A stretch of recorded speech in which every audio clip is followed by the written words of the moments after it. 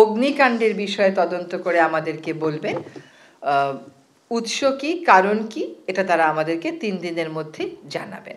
আজকে একটা বিষয় নিয়ে আপনাদেরকে একটু জানাতে এসেছি, এবং তা হচ্ছে মধ্যরাতে আমাদের সচিবালয়ে যে অগ্নিকাণ্ডের ঘটনাটা ঘটলো সেটার বিষয়ে সরকার কি সিদ্ধান্ত নিয়েছে।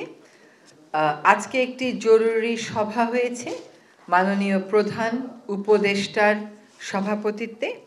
সেখানে সিদ্ধান্ত হয়েছে যে একটি অনেক উচ্চ পর্যায়ের কমিটি কাজ করে 3 দিনের মধ্যে প্রাথমিক রিপোর্ট দেবে এই অগ্নিকাণ্ডের ঘটনার বিষয়ে।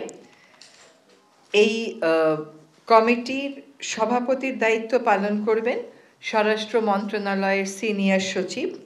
ওনার সাথে থাকবেন সচিব, গৃহায়ন ও গণপূর্ত মন্ত্রণালয়, আমাদের পুলিশের আইজিপি, ফায়ার সার্ভিস এবং সিভিল ডিফেন্সের প্রধান, তিনি থাকবেন সদস্য সচিব, থাকবেন সশস্ত্র বাহিনীর একজন বিস্ফোরক বিশেষজ্ঞ এবং 3 জন বিশেষজ্ঞ। তারা হচ্ছেন বুয়েটের থেকে একজন সিভিল ইঞ্জিনিয়ার, একজন কেমিক্যাল ইঞ্জিনিয়ার, একজন ইলেকট্রনিক ইঞ্জিনিয়ার। ওনাদের নাম হচ্ছে ডক্টর তানভীর মনজুর, ডক্টর ইয়াসির আরাফাত, এবং পরের জন্য নামও দেখা যাচ্ছে ইয়াসির আরাফাত। তো এই কয়জনের সমন্বয়ে যে কমিটিটা গঠিত হয়েছে, সেই কমিটিটা এই বিস্ফোরণের কারণ, উৎস এগুলো খুঁজে বের করে আগামী 3 দিনের মধ্যে একটি প্রাথমিক রিপোর্ট আমাদেরকে দেবেন। এই যে দুঃখিত, এই যে অগ্নিকাণ্ডের ঘটনা ঘটেছে, যে অগ্নিকাণ্ডের বিষয়ে তদন্ত করে আমাদেরকে বলবেন। উৎস কি, কারণ কি, এটা তারা আমাদেরকে 3 দিনের মধ্যে জানাবেন।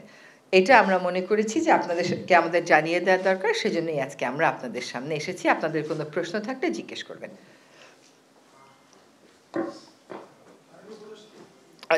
I stand corrected, আমার ফায়ার বলা উচিত ছিল, সেখানে হয়তো আমি বিস্ফোরণ শব্দটা বলে ফেলেছি, বাট ফায়ার। জি বলেন।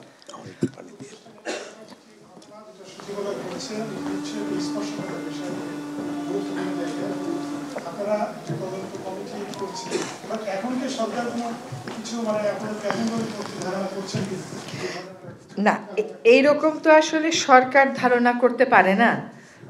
সরকার এই বিষয়টাকে খুবই গুরুত্বের সাথে নিচ্ছে, কারণ এটা হচ্ছে আমাদের সকলের নিরাপত্তার বিষয়, এবং এইখানে আমাদের রাষ্ট্রীয় অনেক গুরুত্বপূর্ণ দলিলগুলো থাকে।